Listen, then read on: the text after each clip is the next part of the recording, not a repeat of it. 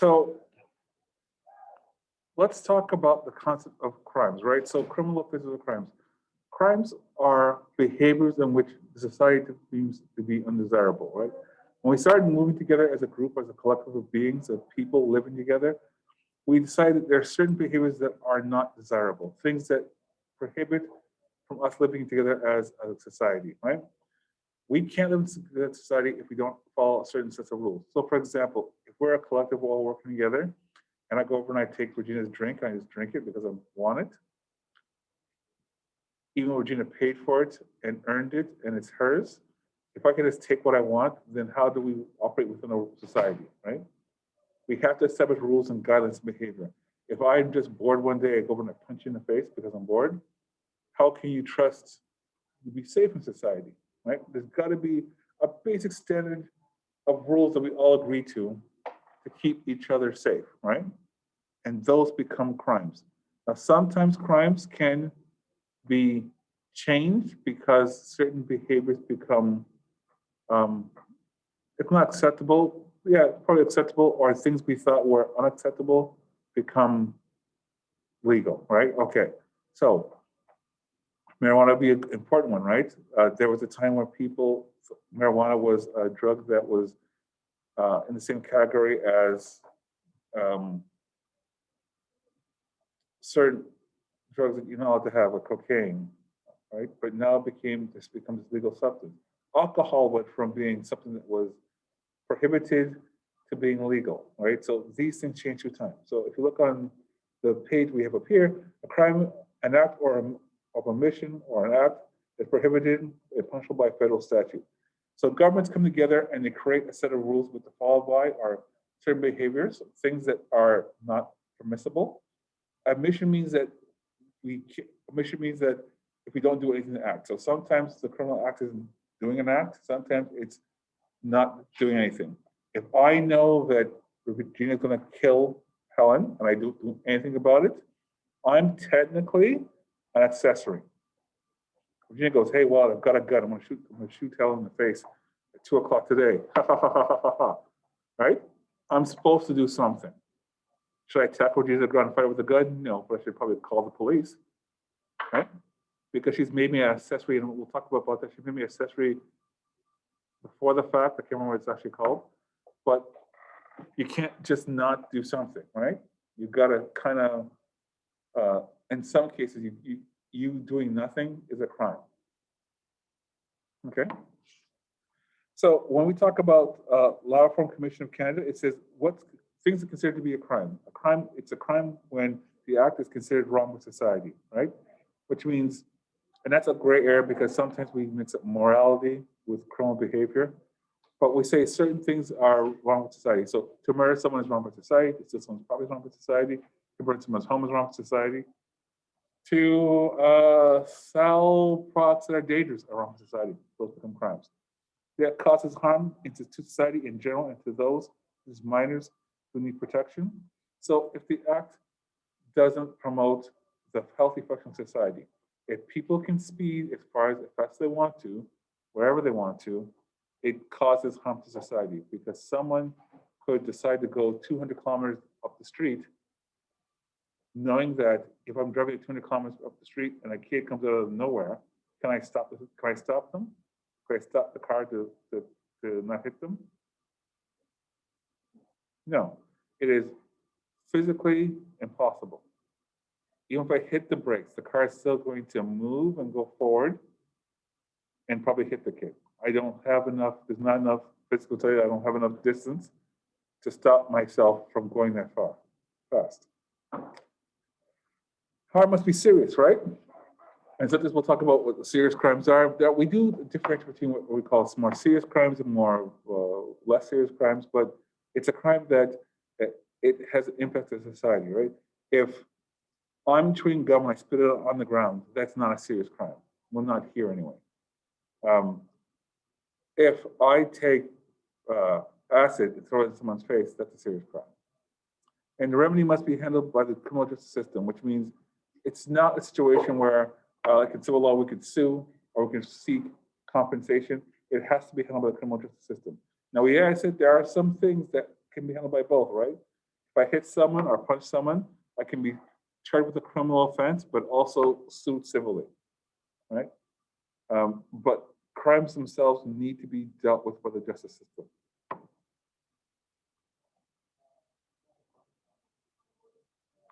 So criminal law is a body of laws that prohibit and punish the acts that injure people, property, and society as a whole.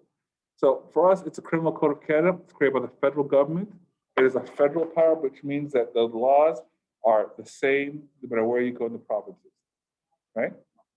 So if you're a Canadian citizen, the law is the same as it is in Toronto, as it is in Winnipeg, as it is in Halifax, right? It's meant to protect people and property, maintain order, and prefer standards of public decency. So those are the things that people say when they want to talk about laws and protecting those with criminal laws. Now I'm going to go over the statistics because all statistics about crime and crime rate. The criminal code, again, is just basically a codex, a codification of all the laws in Canada that we have to adhere to. No one knows them all. It is way too much information. And there are some which we call gray laws, which means there are laws that are on the books that aren't really ever enforced, right? So there may be a law about not having. There may be a law saying you only have 2 sheep in your home, right? No one keeps sheep here. So there are laws that we establish. Sometimes there are laws that need to be removed from the criminal code, but they're, again, way too long. If you look in the criminal code, I'm sure there are laws that you could find that we're violating right now that before was a big deal, but now it's like, it's not that big a deal. So be aware that while the criminal code does have all the information there are things within the criminal code that should be removed or are called gray laws, which means they're not really ever enforced. They're just on the books.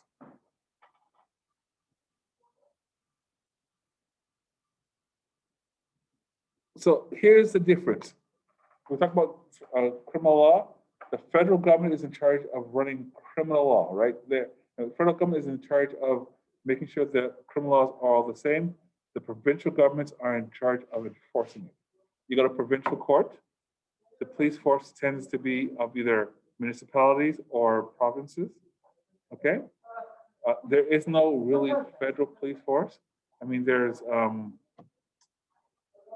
RCMP, but the RCMP sometimes operates in a way where they're the police force in provinces that don't either have provincial police force or they are the police force for, sometimes they're a police force in indigenous communities. So their goal is to deal with the federal law, but basically, the provinces are in charge of making sure the laws are enforced and that they're adjudicated.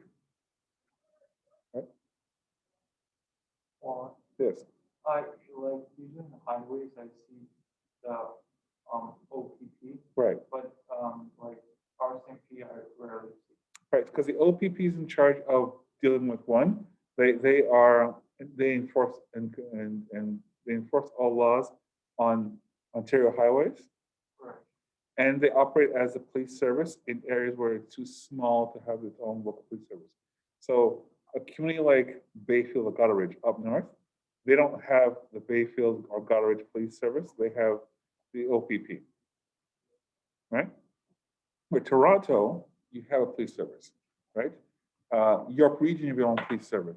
Durham has its own police service. Halton has its own police service. They're large enough to do that. But smaller towns, like say a town of 1,200 people, you would just put an OPP detachment. So their job also deals with any interprovincial laws. Right? They may help out, but they do that. RCMP will never really see in Toronto because you wouldn't have it, right? Right? Between having the Toronto Police Service and the other police services in the area, plus the OPP, you wouldn't see them here. You might see them out in Alberta. You might see them in places where there is no provincial police service. So there's also something called quality laws, where laws that covering less serious crimes or offenses, provincial or municipal, most often punishable by fines, right? So quasi-criminal laws are laws that I'm not going to send you to jail, a fine's better, right? So for many years, marijuana possession was a quasi-criminal law, right? You'd be given a fine, right? So if you had a joint on you, you wouldn't be sent to jail. You'd probably be given a ticket or a fine, right? But it's also about the amount you have. When we look at drug trafficking laws, if I had 30 kilos of marijuana, I'm going to jail. Because why? Do we know why? If I caught in my house, I've got 30 kilos of marijuana. Why would I go to jail? Huh? Yeah. Right. I'm trafficking, right? So it's not that I have possessed it. I could say, well, it's all my personal weed. I like to, you know, keep it for myself. Yeah, over a certain amount, they say, look, you're not selling this stuff, you're trafficking this stuff, right? So you need to, you're charged with a crime. But if I get pulled over and I have, well, that's a marijuana, I do, right? And it used to be a situation where it was like, well, hey, now it's a crime. It's not. Tom, you okay? Can you, sorry, just because I don't want everyone there, you can plug it over there. There's a plug right there. Yeah.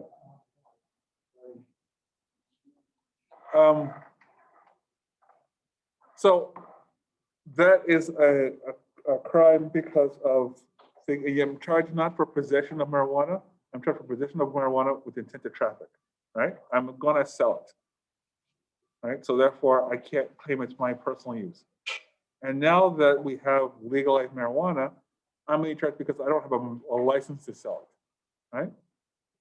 Right? If I had 30 kilos of weed in my house, but I also, but I also own a shop, and I'm storing it here until I move to my shop, it's not really a crime, right? Because I own Hot or Us, and therefore I can sell it there. Okay. Crimes consist of two things you have to have for all crimes to happen, right? If you don't have these two things, you can't have a crime. And it's on the board right here, on the smart board, I might talk about it. It's called actus reus and mens rea. Two things.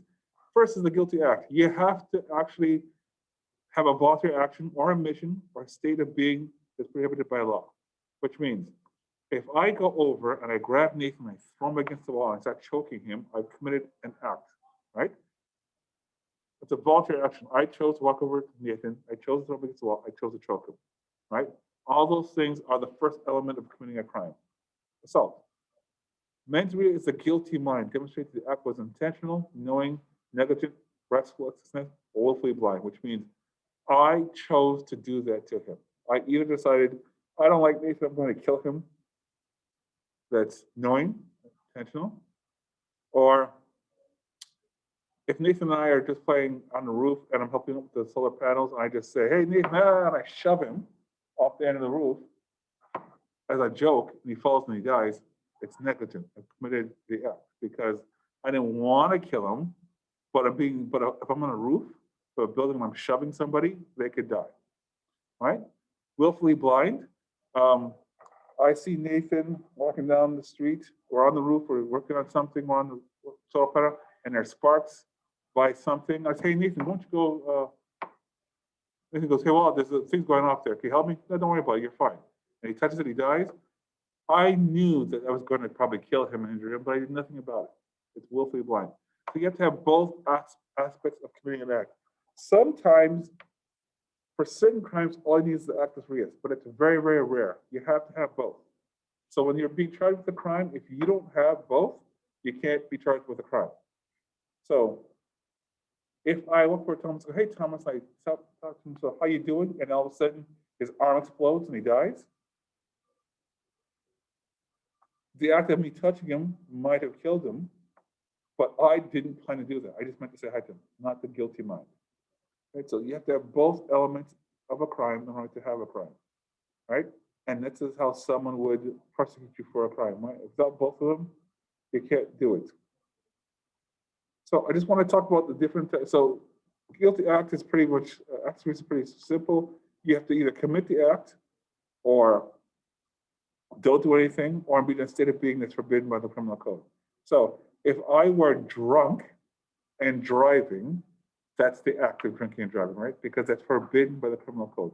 I cannot operate certain types of materials or machinery under a certain influence.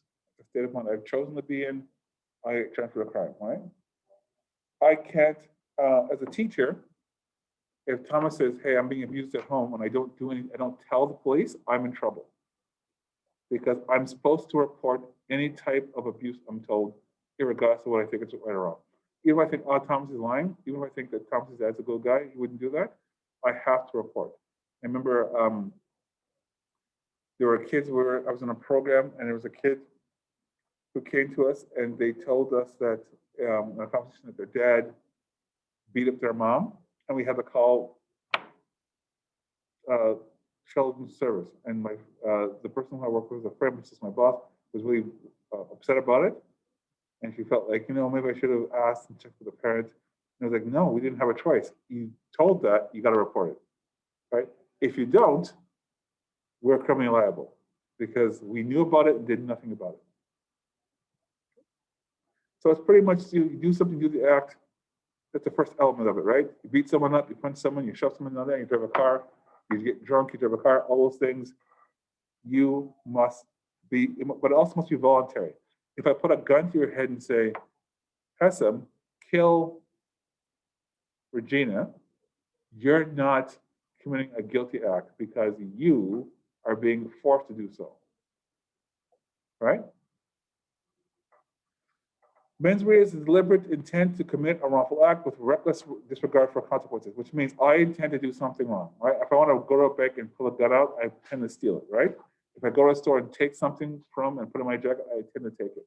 I'm making the choice. I have a guilty mind. I have an intent in doing something.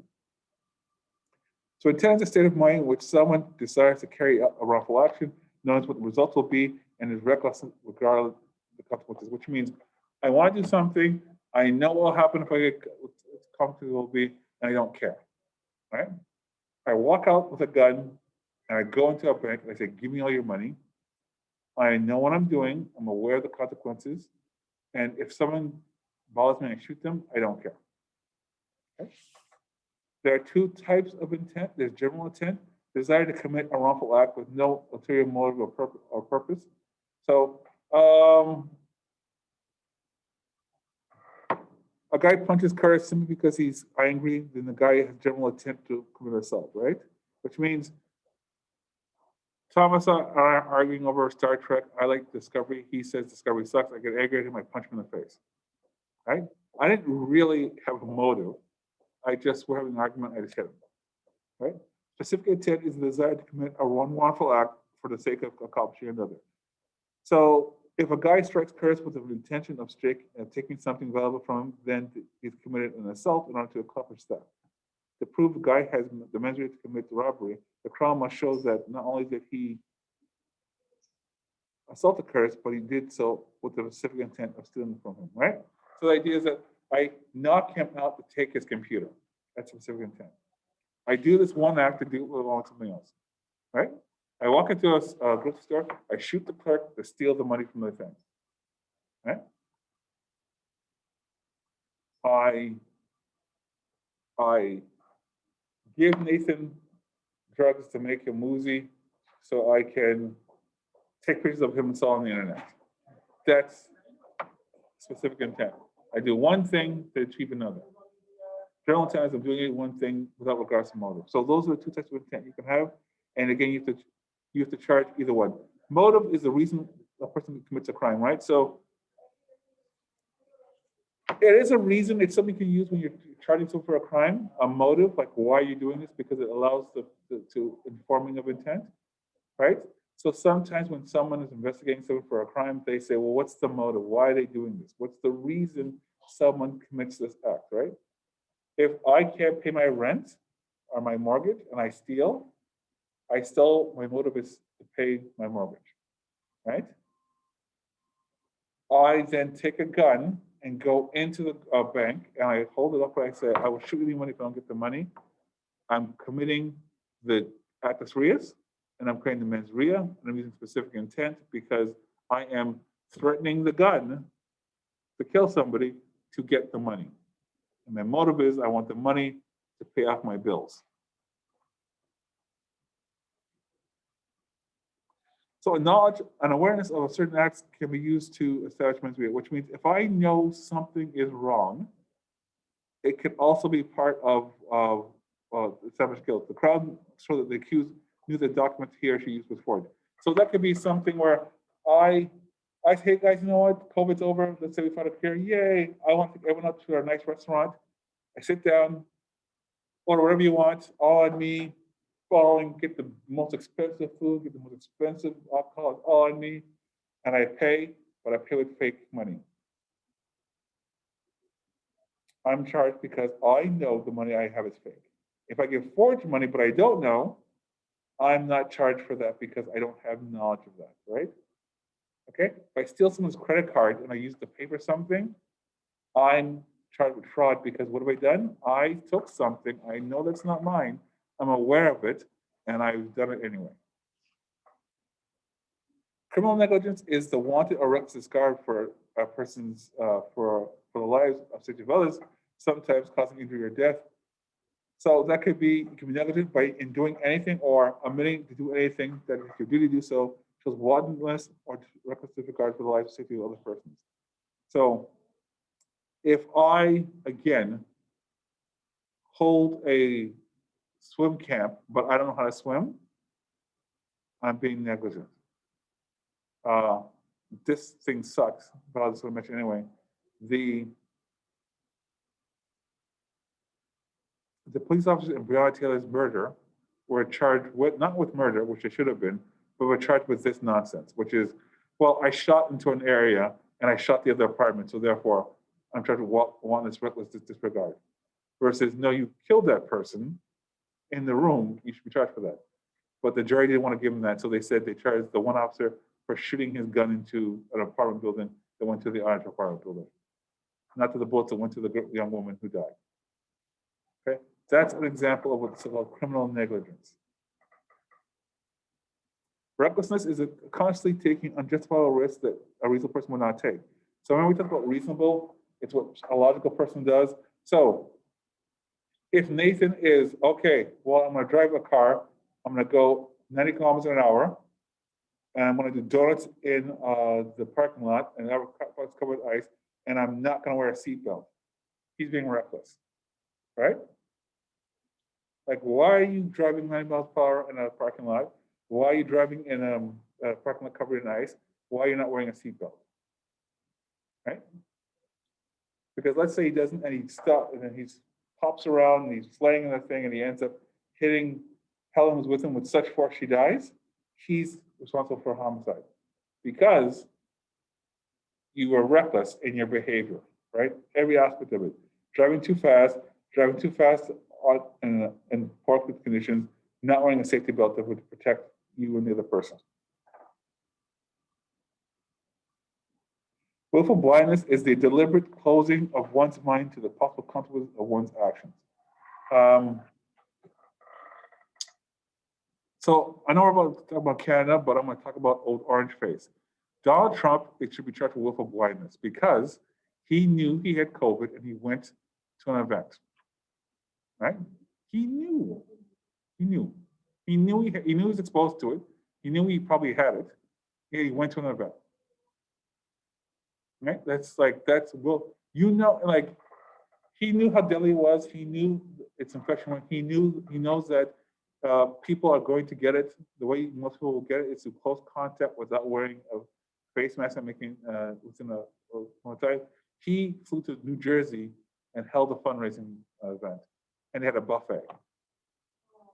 Right now, if he could be charged, if I could, I'd say that's basically being. You knew what was going on. You knew by the test, yet you did it anyway.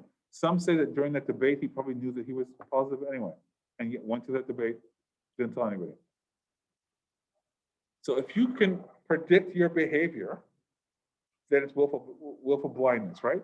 If I know that I have COVID, when I come in here and I cough over everything, right? I do something, I know that's wrong. I'm being willfully blind, right? If I know the school is leaking methane and we're going to die from it, but I still hold classes here, and I know that it's going to happen. I know it's going to cause people to get sick, but I do it anyway. willful blindness, right?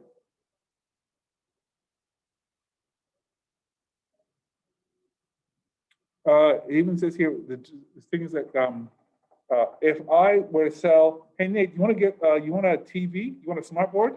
I'll sell you a smart board, and I sell him one, and it's this one. Is Nate guilty of accepting stolen property? Yes, he is. If I say I'm going to sell you a smart board, he goes, "Oh, it's awesome," and I give him here's a smart board, and it looks exactly like the one that's at school.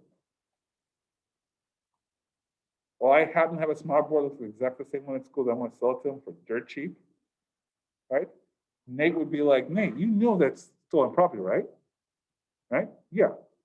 I mean, that could be anything. Like if you accept stolen property, like again, if you went to a store and you bought something, right? Okay, right? If I said I have an old TV in my house, you want to? I'll sell it to you. Okay, but if I said, hey, do you want a Intel iCore 5 10th generation laptop from Dell? I've got a bunch of them, right? And he dicks it and he goes, what's that sticky stuff that's there, like right here? Oh, that's nothing. But you can see like maybe the W there. He couldn't claim, you could still be charged because like, Nate, you should have clearly know that that was happening, right? Because you can't just deny you don't know something. That's a choice of why is someone doing it? Because you should ask always ask the question, why is someone selling you something? Think about anything else you've ever bought. If someone's selling you something dirt cheap, what are you thinking? Yeah, it's fake. Why are you selling it for dirt cheap? Where'd you get it? Right? If 4 months ago I was selling Wii's for $100, you think I stole them? Or sorry, not the Wii switches. If I was selling Nintendo switches out of back of Willowwood for $100, you think I stole them? Yeah, absolutely. If you show up and buy them, you'll get charged, right? Back in the day when we went to, I don't know if it's still going on. Back in the day, I used to go to Pacific Mall to get modded video games and stuff. I know what I was participating in was willful blindness. I know for a fact that at Pacific Mall, you can go to a store back in the PS2 days and buy burnt games that were pirated or movies on DVD that were pirated there. We're all being willfully blind. We all could have been charged with crimes because we know if someone's selling me 8 PS2 games for $20, it's not an actual PS, it's not a PS2 game in a case, right? If I got 20 movies for $5, right?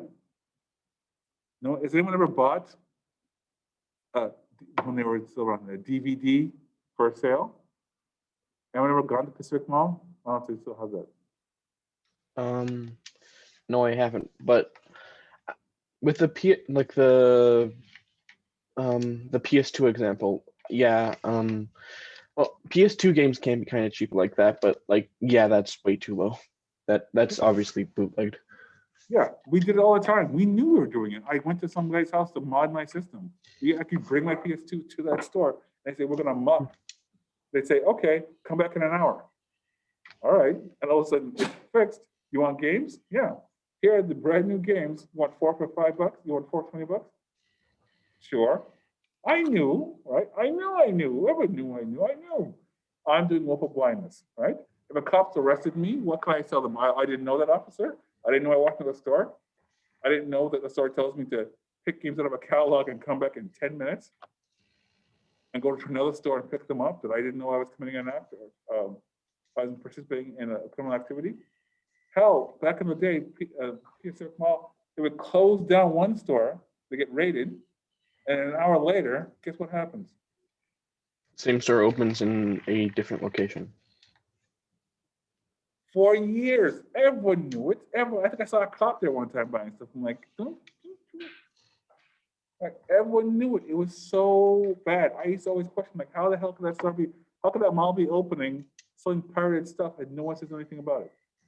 Now, granted, you go to Pacific Mall maybe to get a phone that's not local here. That's one thing, right? Because it's probably a phone that's not sold in North America, like an Oppo or what was the phone called? Like a Red Magic or a Nord. but the other stuff is illegal. So that's willful blindness, right? So if you guys get something that you know is wrong, you can't claim you didn't know. Right? Especially if it's too cheap and too easy and someone says, meet me at the back of the store, not 3 times. And it's like, here, take this, it's $20. Okay? Yeah, regulatory laws, so there are federal or provincial statutes that are meant to protect public welfare, and those ones are the ones that, you know, all you do for those laws, if you commit the act, you're guilty. Your ideas of mens rea, doesn't matter, right? If you dump chemicals in a lake, you are guilty. Whether you want to help for people or not, it's too bad, so sad. Again, liability is wrongful action, and strict liability offenses are offenses that do not require mens rea, but to which the accused can offer a defense of due diligence. So there's 2 different types of things, right? The one I was talking about was there are certain acts that if you just do it, you're in trouble, right? You've broken the law. Your intent doesn't matter. There's ones with strict liability offense, which means if you can prove due diligence. So if someone gets injured, for example, I've talked about C.W. Jeffries and those kids who died, right? You can be charged with criminal negligence. But if I said, but I checked their swimwear, I made them do a test and they all passed. I had them wear life jackets. There were 5 staff monitoring them at all times, right? I had them wear waterproof GPS signals in case they disappeared, and I had someone monitoring them, and someone died. I could say, I've done all these things, give my due diligence, I've done everything I possibly can to prevent from happening, and it still happened. That's due diligence. And I'm going for a lot of stuff, guys. And actual liability means you have no excuse and no defense. That's always in environmental cases, right? So if you pollute, you're in trouble. If check your nuclear plant goes boom, we're all in trouble, but they're all in trouble, right? There's no defense towards that because it is so great that you're always supposed to do the right thing. I'll get to this quickly. So if you're involved in the crime, you're a perpetrator. That's the person who actually commits the crime. Abetting is encouraging the perpetrator to commit a crime. So sometimes you'll hear it's called aiding and abetting, which means if you help someone to commit the crime, you're charged with the crime. So Nate wants to rob a bank. I say, I'll drive you. Nate wants to rip off laptops in the school. I tell him the best time to I pull the alarm so that everyone leaves the building so he can steal the laptops, right? Counseling is a crime that involves the advising, recommendation, or persuading another person to commit a criminal offense. So it's like, hey, Thomas, you want to get a little revenge on Fred? Let's steal his car. I got the perfect way of doing it. I'm counseling him, right? Accessory after the fact is someone who not only receives, can comfort, or assist a perpetrator in escaping from the police. Helen goes and stabs Andrew and kills him and says, well, I stabbed Andrew, hide me. And I go, okay, hide in my office. I'm guilty, as well as she is, right? What I should say is I'm calling the cops, right? So if you give aid or comfort to someone after they commit a crime, you are charged with accessory after the fact. So don't ever do that. If someone commits a crime, call the police. If you help them in any way, you're going to jail. Prior to the intention is a shared responsibility among criminals for any additional offenses that are committed in the course of the crime that they originally intended to commit. There was this movie called Heat, and they're going to commit a crime, and they're bank robbers, and they're all talking. They hit a truck, and one guy can't hear, so one guy shoots one of the guys, right? So the other guys look around and kill everyone else, because the moment that one guy killed the guy, they know that they're now responsible for all they're now going to be charged with murder, right? So if we commit robbery, and go up to the bank, like to me, and it's Thomas and it's Nate, and we're gonna commit robbery, and Thomas gets all crazy and kills somebody, Nate and I start shooting everyone else. We shoot everyone else because we know that when Thomas has committed murder, we're all now charged with murder because in committing the crime of robbery, when Thomas kills somebody, we now share in that crime, right? So in the scene, the guy goes, they had to kill them because the moment he kills somebody, they're all now going to be charged with first-degree murder, widely witnesses, kill them all, right? So that's an example of things. So again, it says if 6 people hijack a security truck, and one of them shoots and commits the driver, all 6 can be charged with murder. So I'll be learning a very important thing. Don't commit murder. Don't be around people murder. If someone commits, rob someone commits murder, you're all the way in charge. Attempt is the intention to commit a crime, even if crime's not happened. So you can have attempted murder. Those are incomplete crimes where you try to do something and it's prevented. You can still get charged with it if you can prove that you're going to do the attempt and that it was going to happen. And the conspiracy is when agreement between 2 or more people who carry an illegal act, even if the act does not occur, right? So 2 things. Thomas is going to kill me, has a knife, your dead wallet, trips and falls. He still gets charged with attempted murder.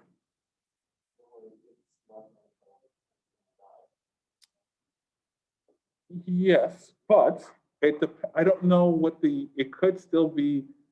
I don't know what the years are. That's the thing, right? Is it less than first-degree murder? First-degree murder is 25 years to life, right? 25 years to life without the possibility of parole, right? So you have to do 25 years before you do parole, and most times when you're committing a criminal act, you can do anytime you try with a crime, you do about 1/3 of the crime, and then you can come up for parole, right? If you're a serious offender, you get no parole. You do the entire bit, and for at least for 25 years, and then you have to go through the parole process. It may be less, but it could be like the same amount of a second-degree murder. Yeah.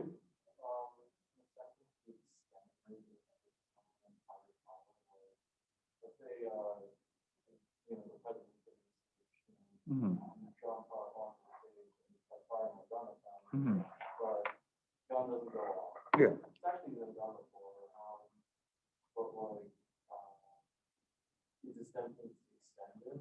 What do you mean extended? Longer? Is there like a longer sentence, because you try to kill the president rather than, let's say, like a random person? No, you still get charged with, I think, attempted murder, but there may be additional charges. So you might get charged with treason and sedition because it's a treasonous act to kill the president of the United States or the political leader. You may get charged with terrorism. You may get charged with, so you're not necessarily, you don't get like, oh, you killed someone more important, so therefore you get a worse crime. What probably will happen is attempted murder, terrorism, you probably get charged with a bunch of different things stacked on top of each other. And if the sentences are consecutive, which means, let's say you lose on all of them, I want you to do consecutive sentences. That means that you have to do all the term for one sentence, and after you finish that one, you do the other one. Concurrent, which we'll talk about later, it means that if Nate gets charged with all 3 crimes, he does the time for all 3 are all done together at the same time. If it's consecutive, he does the murder, took murder for 10 years, he does the terrorism for another 20 years, he does the sedition for another 15 years. And so judges can decide whether or not you do multiple crimes and you get charged for multiple crimes. You can do them all at the same time, or you can do them one after the other. Right? If you are charged with a crime of killing against a head of state, you'd probably get charged with multiple crimes and probably get consecutive because they want to keep you in jail for a long time to make it difficult. Conspiracy is when you plan to do something, right? So, I'm using a lot of American cases, but recently there are about 12 men who are planning to storm Michigan state capitol, kidnap the governor of Michigan, and then kill her. Right? They all got charged with conspiracy with terrorism because it didn't go out. The FBI arrested them, But if you plan out a criminal enterprise, you can still be charged with it, right? This happens with terrorist activities. This happens with organized crime, right? If you are planning to, it happens with murder. If you're planning to do something and the police know about it, and they can prove that you are going to do it, you can be charged with conspiracy, right?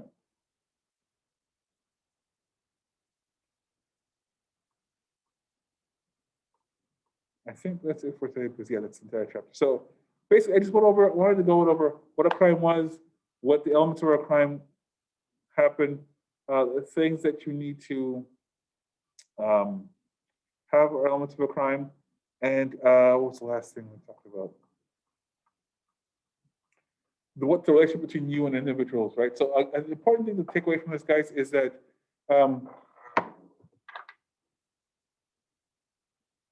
for crimes, they really are stressing the fact that as an individual, you will be charged if you commit a crime or aid someone to commit a crime or plan someone to commit a crime, right? Unless you're being forced beyond your will, right? And it can be as simple as you heard about someone planning to kill someone and did nothing about it, you can still be charged with you didn't do anything. You sit down with your group of friends and you think about wouldn't it be great to rip off the school, you come with a plan, you can be charged with conspiracy. So a lot of it is that it's a really weird thing, but they're trying to get you to understand that as an individual, if you don't want to be charged with a crime, don't engage in any aspect of the crime, either before or after, in the planning, in meeting with people. And if you know anything about it, you should tell the authorities. Because if you don't, you're just as guilty. So before we end, let me ask a question. Why would they do that? Why would they make this sort of broad sort of, if you even get near a crime, you're going to get charged with it? Why would they do that as the spirit of law question, not the letter of the law? I understand the letter of the law. Why would they make it so, hey, if you get near a crime in any way, shape, or form, you're just as guilty? I think it's so that people don't, it's to make people only sense not to do it. Right, because remember, criminal, it is a behavior, right? I want to make people not commit crimes. And the only way I can do that is to make it so untenable that you would just choose not to do so, right? Most people do not commit crimes because of ideas of saying we don't commit crimes because it is personally too much of a risk for us, right? Right? Why don't you take that? If you're out in the store and you see something you like, why don't you take it? Is it because you're a good person or is it because you don't want to get caught?